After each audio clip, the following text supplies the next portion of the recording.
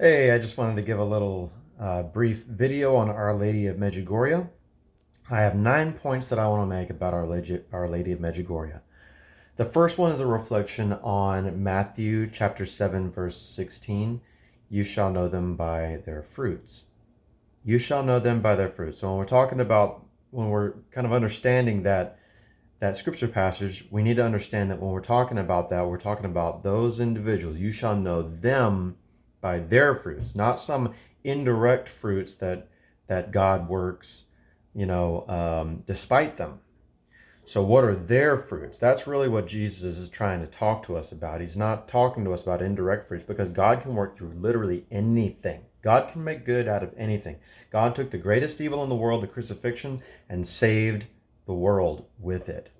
So we can't look at something and say, well, what are their fruit? Are there any good fruits I can find from it, and use that to validate it? That's not how it works. Um, so yes, let's when we're talking about good fruits of Fatima, we're talking about conversions, we're talking about confessions, we're talking about coming back to the faith. Catholics that have lapsed.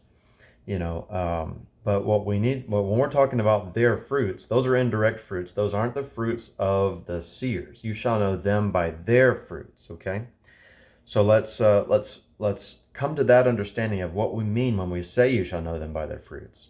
Okay, that's number one. Number two is we're gonna get into their fruits. Okay, there were 7 seers. One left early, so 6 is many we understand today. What are their fruits? What are their fruits? Did they become consecrated religious? You know, uh, did they die young? That's typically what you see from a lot of the Marian apparitions. They become canonized saints, something like that. No, you don't see any of that. They all live lavish lifestyles. They live very well. They don't live lives of outward penance. That's for sure. They get hotel deals in Yugoslavia and things like that. Problem number one with the fruits.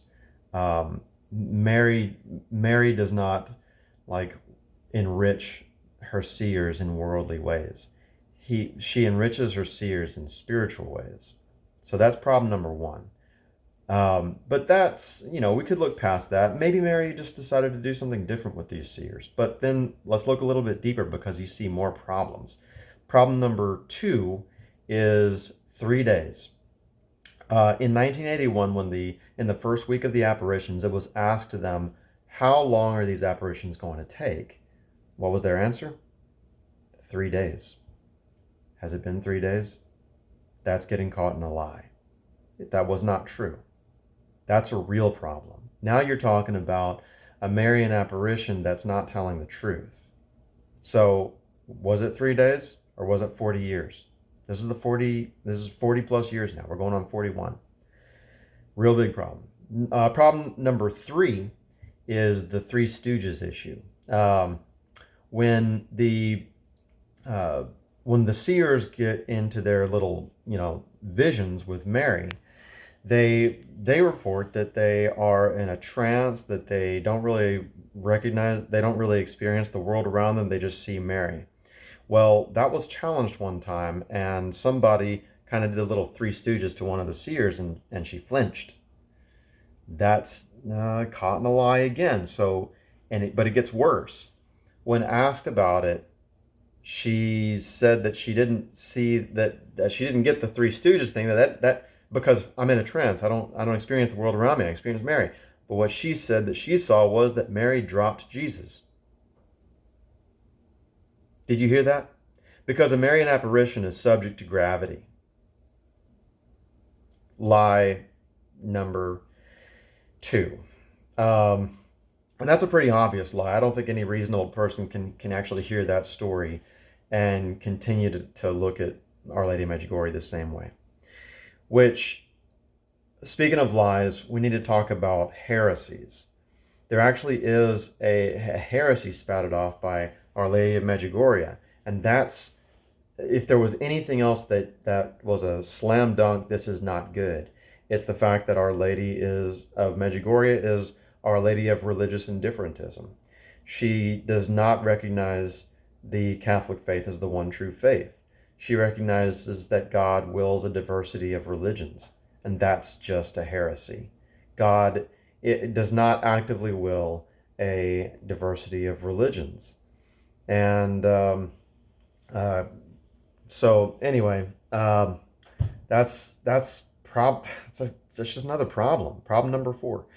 Uh, an objector would say that Pope Francis has given given the green light for Medjugorje, that it's legit for Pope Francis, and as a good Catholic, I can consider it legit too.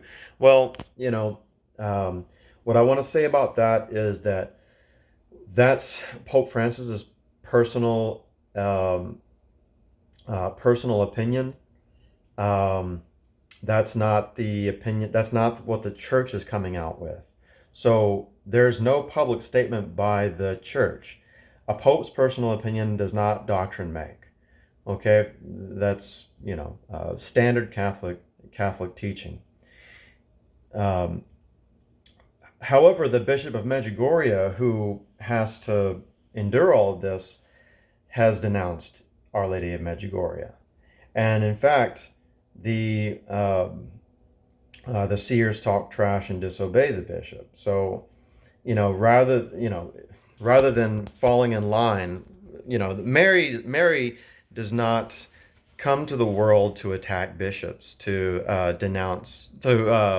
She doesn't come to the world to butt heads with bishops. She traditionally is affirmed by the bishop of that diocese.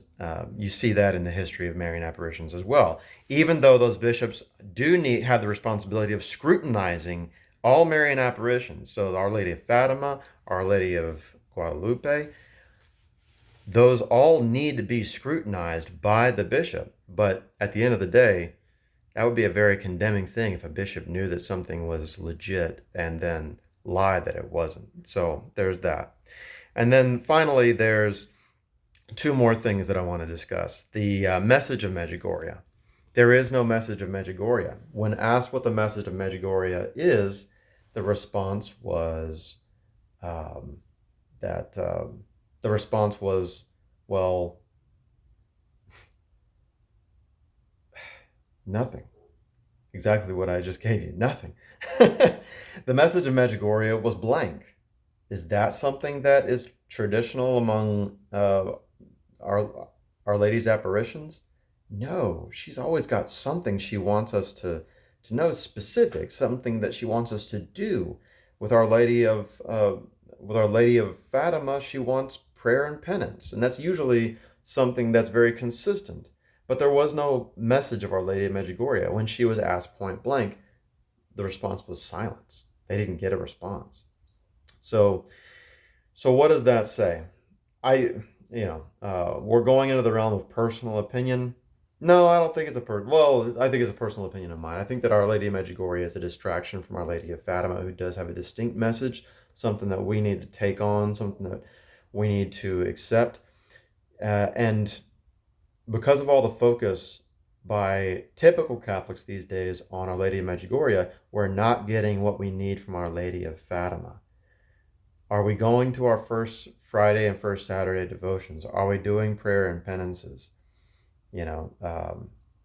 That is what Our Lady of Fatima has been calling for. How many of us are doing that?